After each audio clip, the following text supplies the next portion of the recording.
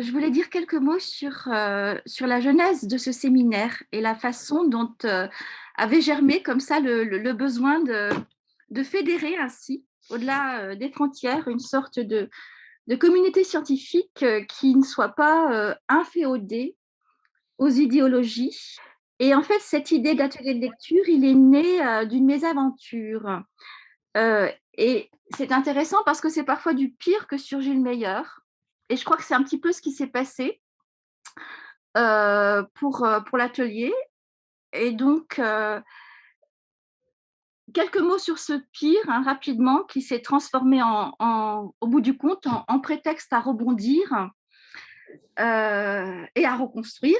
Donc, en fait, tout a démarré en novembre dernier euh, avec l'appel au boycott par des organisations étudiantes de l'ENS, où j'enseigne, d'une conférence de François Rastier intitulée Sexe, race et sens social, conférence que j'avais organisée à l'ENS de Lyon. En fait, la conférence s'est quand même tenue et a été suivie d'une campagne de dénigrement. Et on a avoué François Rastier et l'organisatrice par la même occasion, Gémonie. Et ce qui est grave, enfin François, vous avez relaté par le menu cette affaire hein, dans un article. Le fait est que la direction de l'ENS avait désavoué la manifestation, elle s'était donc pliée à la loi des réseaux sociaux. Et sur le coup, ce fut une expérience vraiment traumatisante, en fait, de voir la cancel culture à l'œuvre, non pas dans la presse, quand on relate comme ça ces affaires, mais de la vivre au sein de mon propre établissement, avec portée non par des étrangers, mais par des collègues dont je pouvais estimer les travaux, ou encore par des étudiants euh, dont je connaissais et appréciais parfois l'intelligence au sein de mes cours. Voilà. Et c'était très, très traumatisant de voir qu'il n'y avait plus aucune place pour la controverse scientifique et qu'il n'y avait plus aucune possibilité de discussion. Et c'était plus du tout la recherche et la discussion qui comptaient, mais l'appartenance à un camp, au bon ou au mauvais. Et j'ai trouvé frappant que, en fait, à François Rastier, donc comment un homme qui a écrit et publié Heidegger, Messie antisémite, ce que révèlent les cahiers noirs, ou encore avait écrit sur la survivance, l'œuvre de Primo Levi, avec Ulysse à Auschwitz, qui avait reçu pour cet ouvrage le prix de la Fondation Auschwitz. Je me suis demandé comment il était possible que cet homme puisse être accusé d'antisémitisme. C'était une des accusations qui ont été portées contre lui dans cette campagne de dénigrement. Je me suis demandé aussi comment il était possible que la simple signature d'une tribune, François Rastier avait signé le manifeste des sangs dans le monde, euh, soit brandi comme une preuve de dérive droitière et réactionnaire. Et tout cela au mépris de l'œuvre d'une vie, parce que nous connaissons ces travaux. Alors, après, donc, le sentiment, je dirais, d'impuissance et ce traumatisme, on va dire, a fait peu à peu place au besoin de faire quelque chose de positif. Est-ce qu'on peut lutter contre l'indignation aveugle? Est-ce qu'on peut argumenter face à ceux et celles qui ne brandissent que des convictions? Et est-ce qu'on peut faire quelque chose qui n'assujettisse pas la connaissance et le besoin de la transmettre aux idéologies du moment? Et François Rastier, au cours des discussions qui ont suivi cette affaire, a permis qu'éclose l'idée de ce séminaire. Et donc, je lui suis infiniment reconnaissante d'avoir porté et réalisé ce projet. Donc, la reconstruction, reconstruire. Donc, au lieu de prôner avec la postmodernité la rupture avec la tradition, nager contre le courant, renouer avec les sources, se plonger dans les grands textes du passé et redécouvrir les classiques, donc tourner le dos au militantisme. Donc, avec les grands auteurs, les relire, Humboldt, Saussure, Cassirer, Boas, Sapir. En fait, quand on voit les relations positives suscitées par l'annonce du séminaire, on voit qu'on est très nombreux à vouloir abandonner le terrain de la polémique et des émotions. pour retrouver donc la voie de la raison. Donc, à la place de la cancel culture, place et au retour aux sciences et au pluriel des sciences de la culture. Donc, du passé, nous ne voulons pas faire table rase, hein. Je vais vous donner quelques consignes avant de laisser la parole à, bien sûr, François Rastier. On va couper tous nos micros pour qu'il n'y ait pas d'interférence. Et puis, on préfère, alors c'est un peu compliqué avec tout le monde, mais pas de chat, mais lever la main avec l'icône lever la main. Et par ailleurs, seuls peuvent participer à la discussion, comme c'était précisé dans l'annonce, ceux et celles qui se sont inscrites sur la liste. Voilà. Merci François, merci à vous. Et place. Alors, merci de votre présence et merci aussi à tous ceux qui ont rendu possible ce séminaire, d'autant plus que son annonce a suscité des dizaines d'inscriptions ces derniers jours, ce qui ouvre un espace de débat tout à fait international. Je vous laisse choisir entre le Collège invisible et la République des esprits.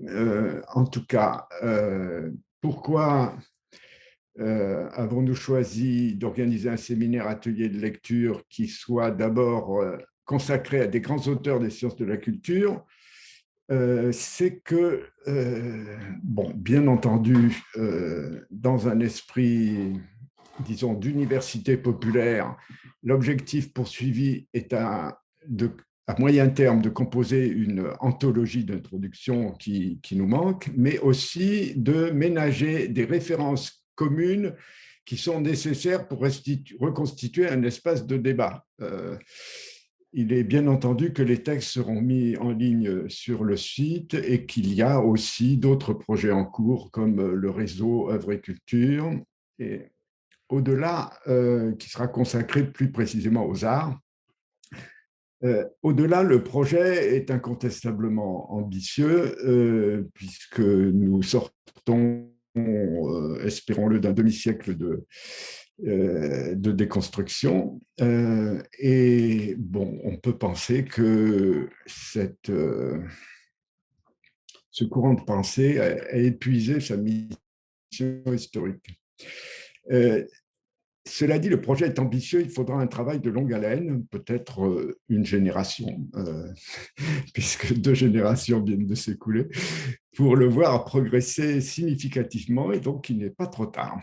Alors, introduire la situation de ces disciplines nous concerne tous. Je sais bien que sciences de la culture est un germanisme, mais vous me le pardonnerez. En français, nous avons sciences humaines, sciences sociales. Enfin, il y a une sorte d'hésitation entre les reliquats d'un humanisme et les reliquats d'un marxisme vulgaire. Je dis ça sans aucune nuance péjorative, bien entendu. Introduire de la rationalité dans la vision du monde humain, jamais cette nécessité n'a été si grande, alors que la survie de l'humanité et de bien d'autres espèces d'ailleurs est fortement menacée. Alors, quant à nos disciplines, on sait qu'il y a des restrictions de toutes sortes qui leur sont apportées. Il y a des normes managériales qui s'appliquent à tous ces domaines de l'éducation, y compris à l'université, vous le savez, et ces normes viennent d'ailleurs.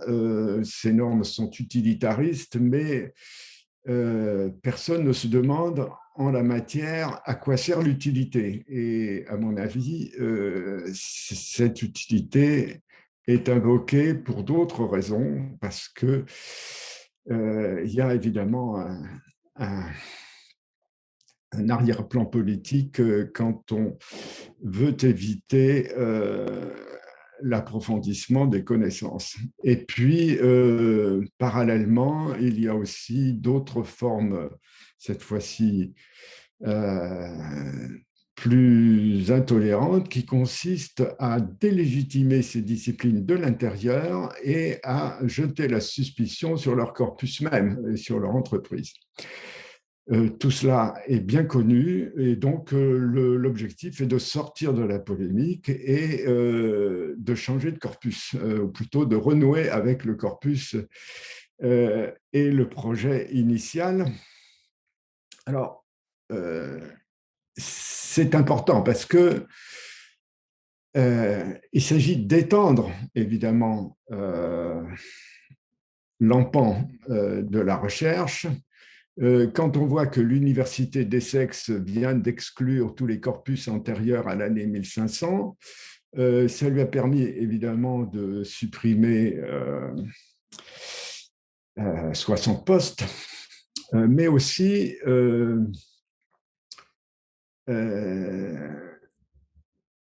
bon, on peut critiquer l'Antiquité grecque et romaine pour son esclavagisme ou bref, enfin, pour toutes sortes de raisons. Il n'empêche que la question n'est pas de restreindre les corpus, mais de les augmenter. Et d'autant plus qu'on ne forme plus les gens qui seraient capables de les lire. Vous voyez, pour un sanskritiste, c'est 15 ans de formation. Ça ne correspond pas du tout aux perspectives de professionnalisation du management international. Alors, en outre, bon, comme vous savez, hein, toute attaque contre le passé, c'est une menace sur le présent et c'est aussi un danger sur l'avenir. Et malgré la relative nouveauté de nos disciplines, finalement c'est 2 siècles à peine, hein, l'histoire de ce continent disciplinaire reste mal connue et carrément ignorée des étudiants. Or, l'histoire des idées et l'épistémologie vont de pair et l'historiographie reste à réviser. C'est vrai que dans nos disciplines, on a beaucoup utilisé, on s'est beaucoup référé à la théorie de Kuhn sur les révolutions scientifiques. Et l'on a pris l'habitude de proclamer des révolutions tous les 5 ans, enfin en tout cas sur un rythme très accéléré, ce qui ne correspond pas du tout au mode d'évolution un mode d'évolution réel de la recherche.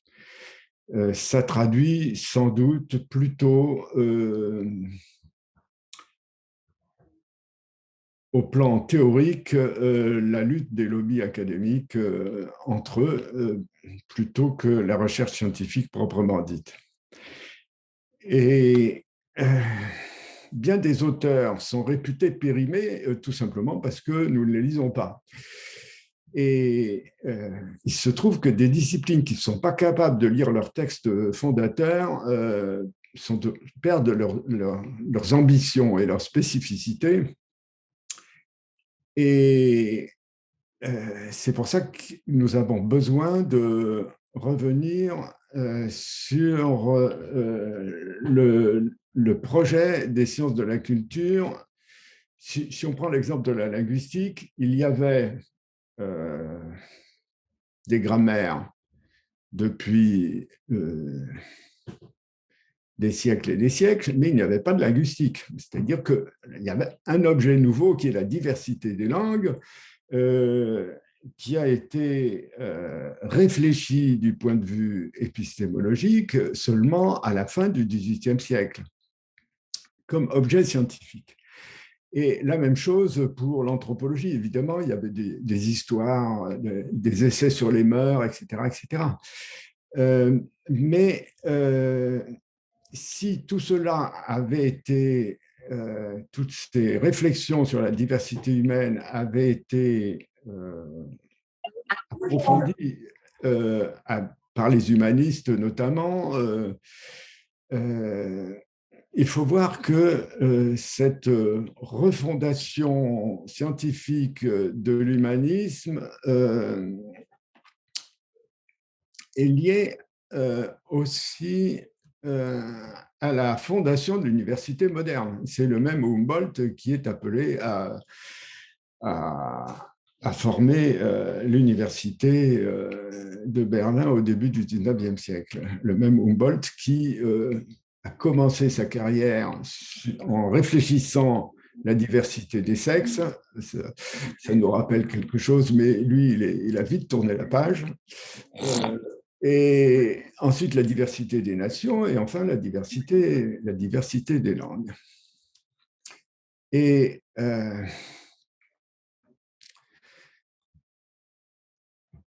il s'agit aussi de sortir, bien entendu, ces objets étaient des objets de pensée, mais souvent des objets de spéculation. Par exemple, il s'est agi d'aller du langage vers les langues, de l'esprit vers les cultures, de l'art avec une majuscule vers les arts, jusque dans leurs détails techniques qui sont les plus humbles et les plus décisifs.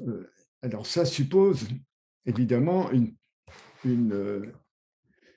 sémiotique différenciée et sans doute fédérative. Et il ne s'agit pas là d'un plaidoyer pour la sémiotique en tant que discipline, mais d'une réflexion sur le statut sémiotique de nos objets. Donc, il s'agit plutôt du sémiotique que de la sémiotique et donc de l'objectivation du sémiotique comme d'un domaine propre à nos disciplines. Alors, à un projet nouveau, il faut une méthodologie nouvelle et cette méthodologie nouvelle a été la méthodologie historique et comparative. On a un peu oublié cette dimension historique, je dois dire, mais il est évident que puisque les objets culturels ne se décrivent pas par des substances, ils ne peuvent pas être l'objet d'une ontologie statique, c'est leur comparaison qui permet leur caractérisation jusqu'à l'individualisation, si on peut dire. Et nos disciplines sont à la fois des sciences du général et des sciences du particulier. Il n'y a aucune contradiction là-dedans. De ce point de vue-là, leur horizon est aussi un horizon cosmopolite. Cosmopolitique, disait Kant, il voulait par là viser aussi la citoyenneté mondiale et la constitution du concept même d'humanité. Alors, je ne vais pas faire l'histoire de notre domaine. Je voudrais simplement, pour commencer, revenir sur l'essence du mot reconstruction et je passerai ensuite à un retour sur le projet des Lumières. Reconstruction, on peut lui donner un sens philologique, c'est-à-dire la restitution des conditions de genèse, de déchiffrement et d'interprétation des œuvres, non seulement du passé, bien sûr, mais du présent. Il y a des problèmes philologiques majeurs dans la poésie d'André Breton, par exemple. La dimension critique de la philologie n'a absolument pas un statut épisodique. Elle est liée au mode d'objectivité particulier des formations culturelles. Et elle reste tout à fait indispensable pour qualifier des données, puisque nous sommes dans un espace techno-scientifique où les données fascinent. N'oublions pas que on ne peut arriver à quelque chose qu'en se protégeant des données, ou plutôt en les qualifiant, et il ne s'agit pas de réunir de gros corpus, il s'agit de déterminer un point de vue qui préside à la réunion des données de ce corpus de façon à pouvoir les qualifier ensuite comme des faits. alors, la philologie a été, hein, on le sait, à la base de la formation de l'ensemble de nos disciplines. Et à présent, elle connaît d'ailleurs un nouvel essor avec la philologie numérique qui concerne le codage de l'ensemble des collections. Il ne s'agit pas seulement, évidemment, des textes, hein, mais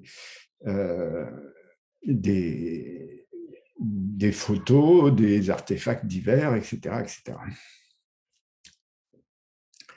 Alors, je donne comme exemple cette réflexion de Clifford Geertz que nous avions invité il y a 20 ans au colloque inaugural de l'Institut Ferdinand de Saussure à propos de l'ethnographie. Geertz dit: pratiquer l'ethnographie, c'est comme essayer de lire, au sens de construire une lecture de, un manuscrit étranger, défraîchi, plein d'ellipses, d'incohérences, de corrections suspectes et de commentaires tendancieux, et écrit non pas à partir de conventions graphiques normalisées, mais plutôt de modèles éphémères de formes de comportement. Là, Geertz, qui, en tant qu'anthropologue, considère l'action humaine comme un texte difficile à interpréter. Et on voit là que établir les faits et les interpréter, la philologie et l'herméneutique sont tout à fait liés. D'ailleurs, son texte s'intitule et sous-titré Vers une théorie interprétative de la culture.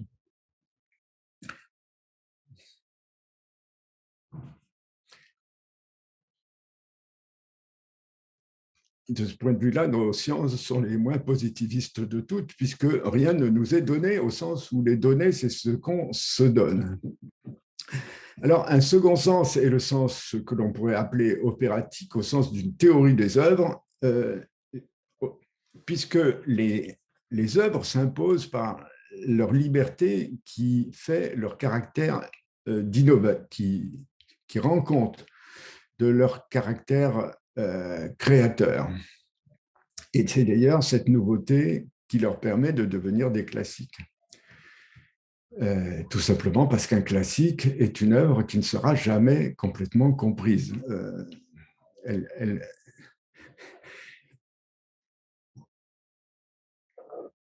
En bref, si la nécessité permet la liberté, et la prise de liberté dont témoigne l'œuvre permet l'évolution de la nécessité elle-même. C'est par exemple ce que confirme l'évolution des genres, aussi bien en littérature qu'en peinture que dans le reste des arts. Et d'ailleurs, c'est pour ça que nous pensons à constituer un réseau œuvres et culture dont le programme se trouve sur le site La Reconstruction. Alors, il y a encore un sens que l'on pourrait dire épistémologique, voire gnoséologique. C'est que l'objectivisme naïf a fait faillite. Y compris d'ailleurs l'objectivisme des big data, puisque malgré l'enthousiasme et les crédits débordants qui sont allés à ces domaines, on s'est aperçu qu'on ne peut faire, plus la taille d'un corpus augmente, plus les corrélations oiseuses se multiplient, si bien que, par exemple, on peut trouver une corrélation entre le nombre de mariages dans le Kentucky et le nombre de noyades dans les parties de pêche dans le même état du Kentucky. Voilà typiquement une corrélation oiseuse. Alors, le caractère constructiviste de la reconstruction s'entend ainsi. Il ne s'agit pas d'un constructivisme relativiste, il s'agit d'un constructivisme qui objective des mondes communs, qu'ils soient physiques, sémiotiques ou représentationnels. Alors que, on le sait, hein, pour les philosophies de la vie dont s'inspire la déconstruction, c'est le relativisme individuel et même collectif qui l'emporte. On sait ça depuis des auteurs comme Heidegger, Klages, par exemple. La réalité étant affaire de vécu, c'est le vécu dans la forme primaire du ressenti qui devient le critère du vrai. On voit ça, y compris dans les informations météorologiques où la température ressentie l'emporte sur la température.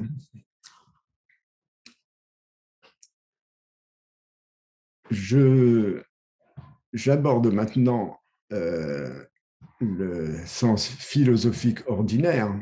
Vous savez que la déconstruction en philosophie est un euphémisme en français pour la destruction. Heidegger disait destruction ou de préférence Abbau, qui est un mot plus purement germanique. En même temps, il s'agissait de sortir de la philosophie pour en faire une métapolitique. C'est ce qu'il écrit en 1933, date tout à fait symbolique. Sachant que la métapolitique, chez Heidegger, comme chez Carl Schmitt, etc., c'est la théorisation de l'irruption du mythe dans l'histoire. Et l'irruption du mythe dans l'histoire, comme l'a bien montré Cassirer, se conclut toujours par un bain de sang. Alors, il y a des formes évidemment tout à fait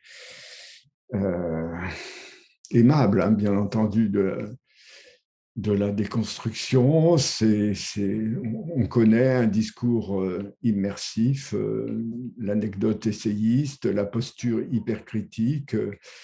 Et de ce point de vue-là, la réfutation par Jacobson des critiques qui lui ont été faites à propos de ses analyses de Baudelaire par Stanley Cavell reste tout à fait d'actualité.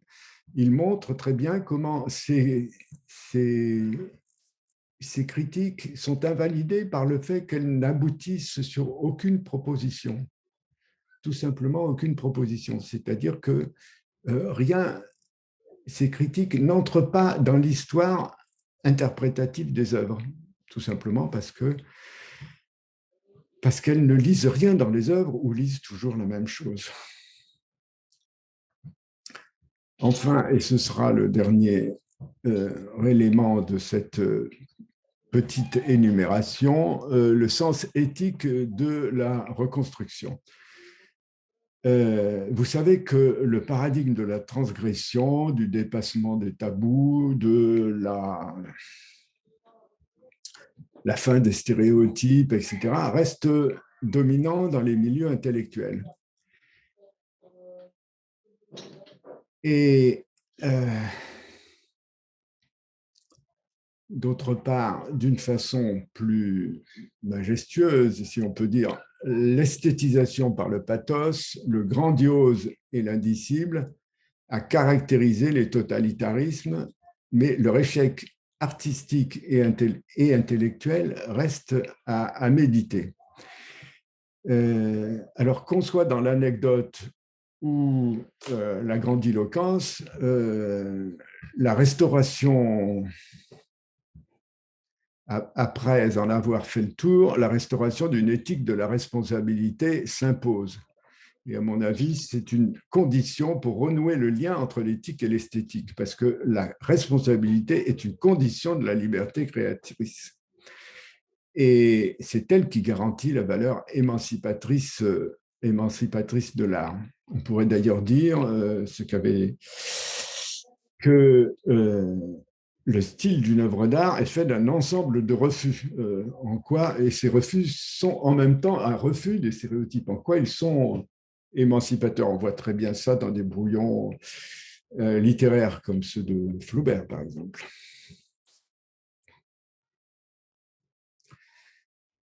Alors, les liens entre ces acceptions de reconstruction décident une solidarité entre liberté politique, liberté de création artistique, liberté de pensée scientifique. qui sont en fait 3 conditions de développement de la culture tout à fait indépendamment des divisions superficielles entre culture scientifique et culture artistique. Alors,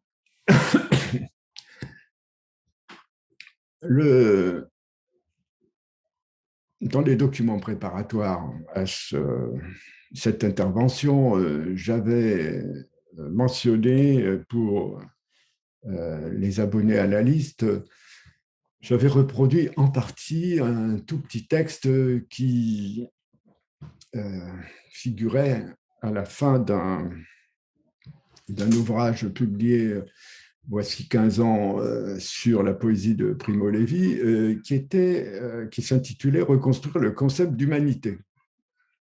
Et ce concept d'humanité est attaqué de toutes parts, comme vous savez, puisque on le qualifie d'impérialiste, d'eurocentriste, de blanc, etc., etc. Rien n'empêcherait d'ailleurs de penser que la notion de droit de l'homme est la conception des droits de l'homme est une découverte scientifique au même titre que le postulat d'Euclide. Mais ce qui s'est passé de nouveau depuis les Lumières, c'est évidemment des catastrophes comme l'extermination et la notion même de crime contre l'humanité fait suite à l'extermination nazie. Cette qualification nouvelle montre une réflexion sur le concept d'humanité, que serait ce concept après la catastrophe. Dans un livre sur la littérature et sur la poésie concentrationnaire, Michel Borwitsch évoquait au passé la force de la continuité culturelle qui faisait en l'occurrence subsister l'esprit humaniste au cours d'épreuves inhumaines. Mais il évoque au présent, je cite, la continuité de l'esprit anti-humaniste qui s'épanouit dans le courant des années exterminatrices. Et dont maintes résurgences se présentent dans la pensée contemporaine, où des auteurs comme Heidegger ou Carl Schmitt tiennent toujours le haut du pavé à l'extrême droite comme à l'extrême gauche. Alors, la barbarie peut aussi prétendre à l'universalité, mais ces deux continuités dessinent deux figures de l'humanité, celle qui s'efforcerait à la paix et celle qui deviendrait universellement corrompue par ses propres crimes. Et en fait, jamais l'humanité n'a été aussi objectivement unifiée par des menaces communes, qu'elles soient sanitaires, environnementales ou politiques, mais aussi fédérée aussi subjectivement, si on peut dire, par la revendication des droits humains, des libertés, de l'éducation, de l'autonomie personnelle, de la démocratie. Entendons bien que le projet de reconstruction est un projet intellectuel et scientifique et non pas un projet politique. Il s'agit justement de mettre fin au mélange des genres. Après tout, Newton ne militait pas pour la gravitation, ni Marcel Mauss pour le don.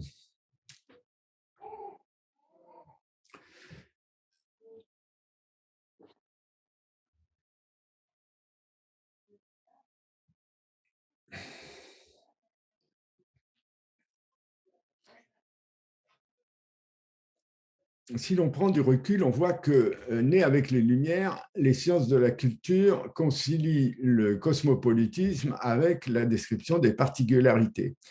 Je ne vais pas pouvoir détailler les longues oppositions qui se sont formulées contre leur projet même, qui sont formulées depuis longtemps, Tantôt, c'est les courants ésotériques comme la théosophie, l'anthroposophie, etc. Tantôt les totalitarismes et tantôt la déconstruction. Enfin, la déconstruction. Mais il y a un lien, c'est-à-dire qu'on retrouve des thèmes théosophiques dans la déconstruction. Hein. Il y a une généalogie qui va de la théosophie au New Age. Les premières communautés New Age ont été fondées par des théosophes au début des années, vers les années 1910 et se sont continuées dans les cultural studies. Hein. Mine de rien, on voit réapparaître des thèmes astrologiques, etc., etc. Alors, le projet des Lumières était un projet d'autonomie. Kant parle de sortir de la minorité. Et quand il s'agit de sortir de la minorité, c'est en même temps un peu sortir de l'enfance. Il donne, euh, il écrit à ce moment-là qu'il s'agit de sortir de son Gengelwagen. Et le Gengelwagen, c'est ce que nous appelons en français un Yupala, c'est-à-dire un petit enclos personnel avec des roulettes où l'enfant peut apprendre à marcher. Alors, il s'agit d'autonomie politique, c'est-à-dire que la société elle-même, dans son ensemble, ne se fonde que sur elle-même et que sur la libre adhésion de ses membres. Il n'y a aucune... L'ordre politique se suffit à lui-même. Il n'y a pas de métapolitique. Une autonomie individuelle, chacun est libre en tant qu'homme et citoyen, et ce que garantissent ses droits. Les frontières n'ont rien à faire là-dedans. Tout se joue entre l'individu et l'humanité.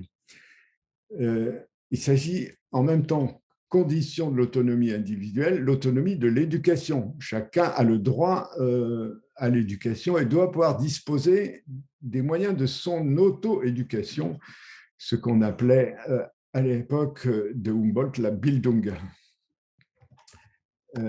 C'est de là que vient l'idée aussi de l'autonomie des universités, tout simplement.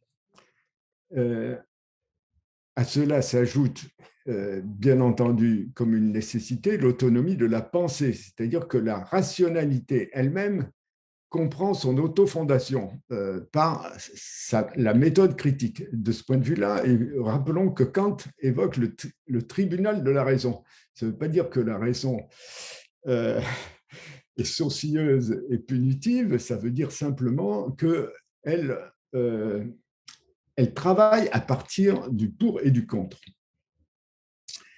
Elle ne nie pas l'existence de l'irrationnel, elle refuse de s'y soumettre et en fait son objet, c'est-à-dire qu'elle contient en elle-même le dépassement du rationalisme étroit. Comme on l'a vu quand on a dépassé la méthode aporétique et fondé, par exemple, les géométries non euclidiennes, qui sont une des bases de la réflexion de Cassirer. Enfin, ou plutôt ensuite, il y a, corrélativement à l'autonomie de la pensée, l'autonomie des sciences à l'égard des croyances et des superstitions. Elles font partie de leur objet, mais aucune institution ne peut avoir prise sur leurs principes ni sur leurs méthodes. Et enfin, et ça nous concerne plus directement, le champ même des sciences de la culture s'ouvre avec l'autonomie du sémiotique en tant que domaine d'objectivation. Et on pourra y revenir avec l'idée d'ailleurs toute saussurienne de l'arbitraire du signe, c'est-à-dire que le signe, les signes et les objets sémiotiques que sont nos objets ne sont gagés ni sur des référents, ni sur des représentations préalables. C'est un ordre qui a ses propres lois. Alors, dans cette situation,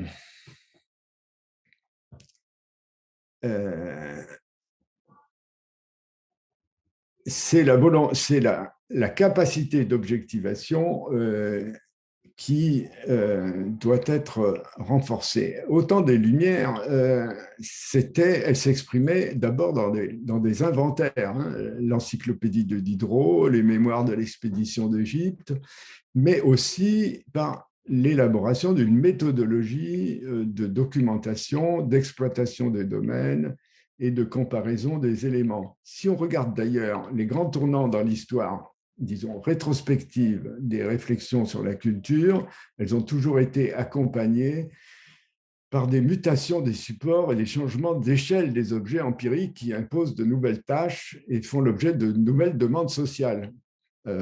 Ça a été, par exemple, pour les corpus textuels, les corpus védiques pour l'école de Panini, la transcription et la collation des corpus homériques autour de la bibliothèque d'Alexandrie pour l'école d'Aristarque, ça a été la bibliothèque vaticane pour Valla, ça a été les collections médicéennes pour Ficin et Policien, etc. Et après l'écriture et l'imprimerie, la numérisation ouvre une troisième étape dans l'histoire des supports. Et actuellement, on a constitué et on continue à constituer des corpus d'une taille et d'une diversité qui sont sans précédent dans l'histoire humaine. À nous donc de nous tourner vers les décideurs pour leur dire nous sommes les seuls à pouvoir les lire. Et donc, même si vous concevez, si vous n'acceptez que les critères de rentabilité, il faut nous donner les moyens d'exploiter ces corpus.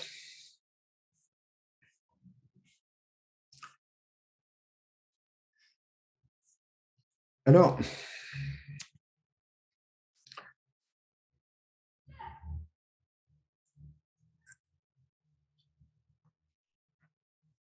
il faut dire que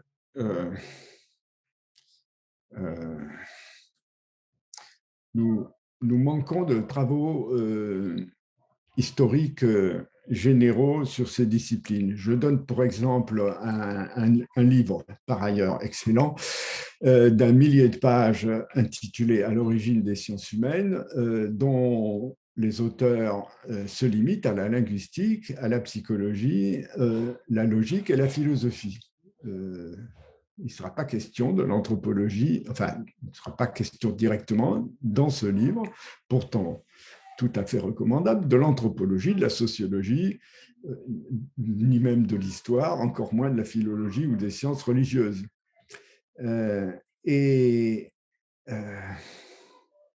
Ces oublis ne sont pas des lacunes parce qu'ils reflètent des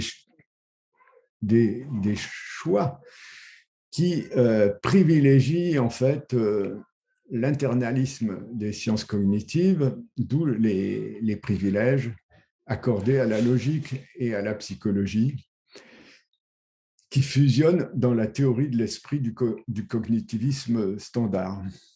Eh bien,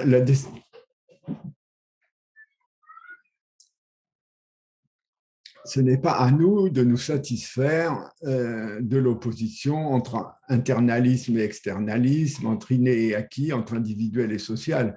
Ces oppositions ne sont que des dualités, c'est-à-dire des perspectives complémentaires. On voit ça chez Saussure, par exemple, hein, quand il dit l'individuel et le collectif sont simplement une dualité, c'est-à-dire deux points de vue complémentaires sur les mêmes objets.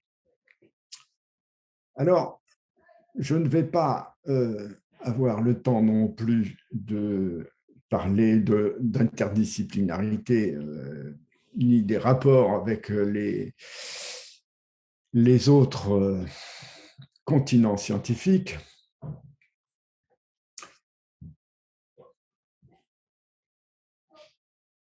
Mais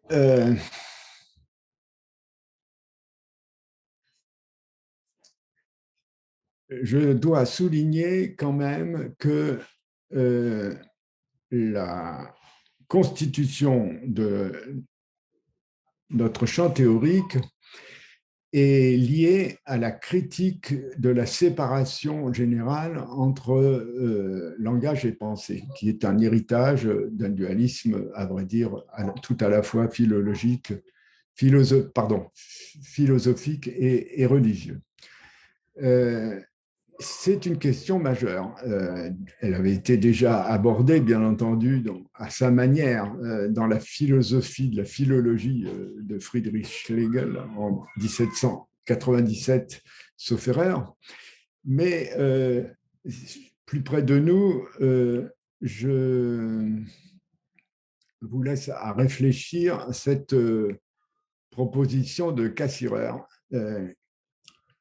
Si la philosophie veut rester fidèle à sa mission, dit-il, et affirmer sa prérogative d'être, pour ainsi dire, la conscience logique de la culture, elle devra poser la question des conditions de possibilité de l'agir et de la mise en forme technique, tout comme elle s'interroge sur les conditions de possibilité de la connaissance théorique, du langage et de l'art. Ici également, elle ne pourra poser la question de l'être et du droit que lorsqu'elle aura éclairé au fond la question du sens. Vous voyez, et c'est une question générale qui unifie. Ça dépasse évidemment la sémantique proprement dite. Et cela a été théorisé par Cassirer lui-même quand, dans son dernier article paru posthume, il revient sur la division entre sciences de l'esprit, Geisteswissenschaften, chez Dilthey et son école, et sciences de la nature, et dit, mais en fait, les sciences de l'esprit ne sont autres que les sciences de la culture. Ce que vous appelez l'esprit, c'est tout simplement le monde de la culture. Il y a donc là un changement majeur. Ce qui permet d'ailleurs de sortir de l'idéalisme, du spiritualisme en même temps.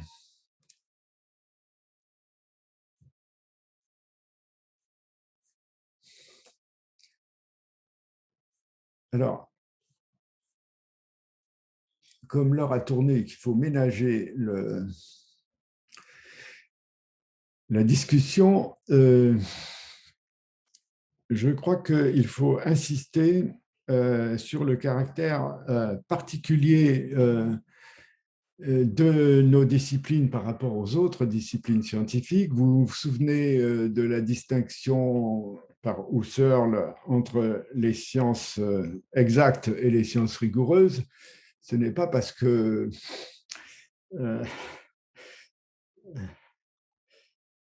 nous serions inexacts que nous ne pourrions pas être rigoureux. D'ailleurs, nous pouvons être exacts parfois. En fait, c'est sur la conception causaliste de la science qui est répandue. Cette conception doit céder à une réflexion sur la question des conditions et des conjectures. Dans les sciences de la culture, les causes le cèdent aux conditions et aux corrélations entre conditions. L'énoncé des lois le cède aux conjectures du raisonnement probabiliste. Et enfin, les régularités ne sont plus absolues, mais laissent place à des événements singuliers. Et ces événements sont précisément ce qu'il y a de plus intéressant pour nous. Il faudrait voir d'où vient d'ailleurs cette pensée de la conjecture au milieu du XVe siècle, notamment le traité de Nicolas de Cuse sur les conjectures, qui est tout à fait passionnant pour nous, parce qu'il est d'autant plus intéressant qu'il est dans le même quinquennat que le traité de Lorenzo Valla qui est un chef-d'œuvre de la philologie sur sa critique de la donation de Constantin. Enfin,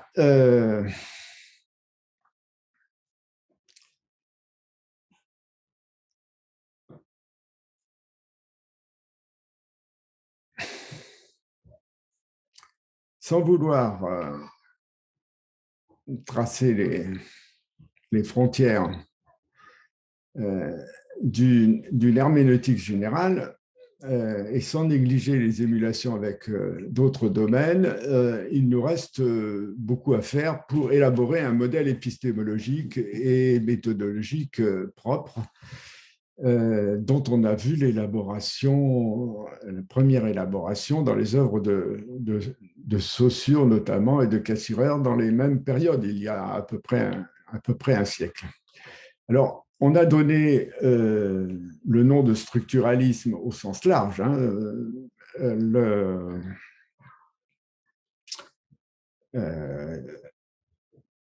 C'est la réflexion notamment de Cassirer dans son dernier article, qui ne porte pas, malgré son titre, que sur la linguistique, qui donne véritablement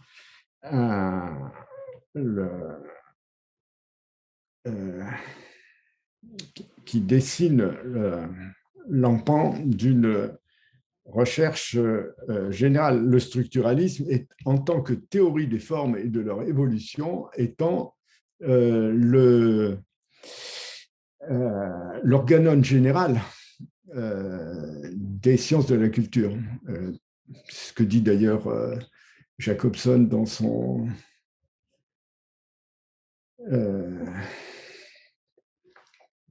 autobiographie intellectuelle. Il dit en fait l'invariance dans les variations, ça a été la recherche des invariants dans les variations, ça a été la clé de l'ensemble de mon évolution intellectuelle, quels que soient les domaines très divers auxquels je me suis attaché. Et c'est donc une théorie des formes sémiotiques, et sachant que les formes sémiotiques, et notamment les œuvres, sont métastables, c'est-à-dire ne cessent de se transformer. Et par leur énergie interne propre, c'est-à-dire par les contradictions qui leur ont permis de se synthétiser et dont elles donnent une forme temporaire relativement stabilisée. Et si on regarde d'ailleurs les grandes œuvres de nos domaines, comme par exemple la folkloristique chez Propp ou l'analyse des mythes chez Lévi-Strauss, on voit véritablement qu'il s'agit de montrer et mettre en évidence des chaînes de transformation orientées entre les objets. Sachant que l'objectivation même consistera précisément à montrer le régime de transformation de ces objets. C'est pour ça d'ailleurs que Cassirer, dès les années 1910, fait une grande place, et même avant, fait une grande place à la théorie des groupes de Felix Klein, qui est une théorie géométrique des transformations que l'on va retrouver d'ailleurs à la fin des structures élémentaires de la parenté de Lévi-Strauss, qu'on a retrouvé ailleurs dans des théories du récit, etc. Alors, dernier mot, puisque je me donne 2 minutes si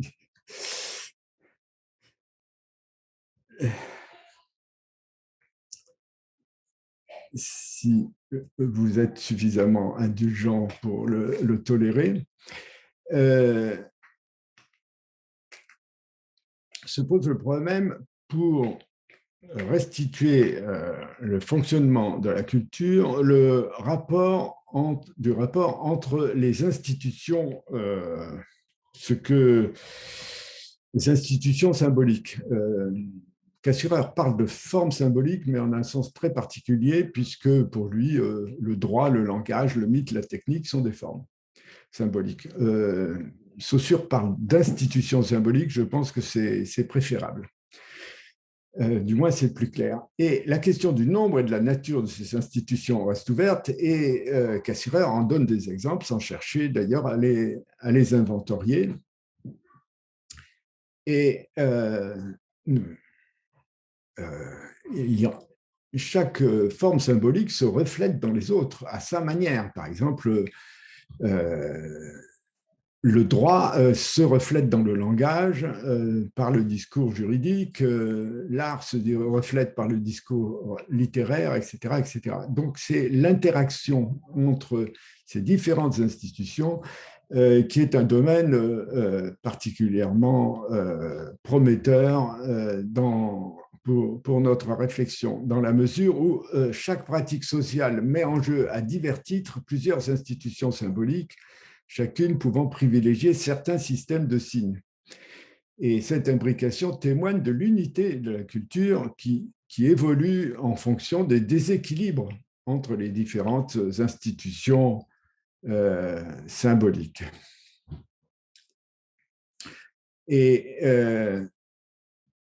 nous avons eu affaire à des grands projets scientifiques qui ont donné lieu à des programmes d'unification épistémologique des sciences de la culture, la sociologie à partir de Durkheim, la sémiotique ou sémiologie de tradition saussurienne, l'anthropologie a pu aussi y prétendre. Le problème n'est pas de savoir s'il y a une science pilote, mais de permettre précisément l'interaction entre ces disciplines qui sont également prometteuses et également menacées.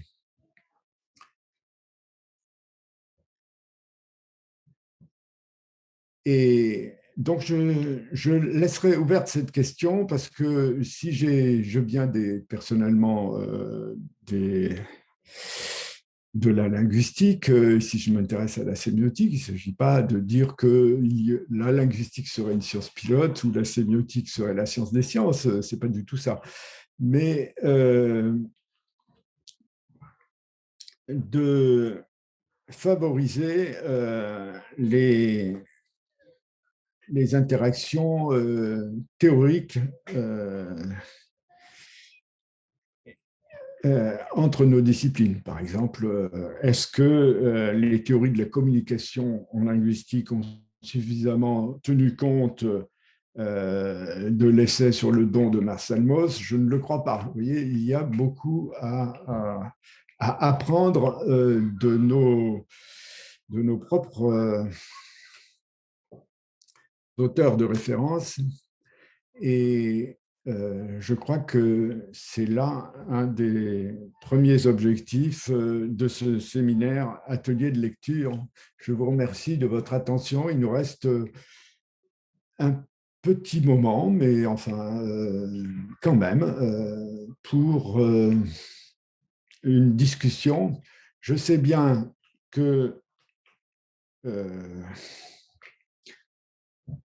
des séminaires d'1 h 15, c'est peu. Pour faire un véritable atelier de lecture, il faudrait des matinées ou des après-midi.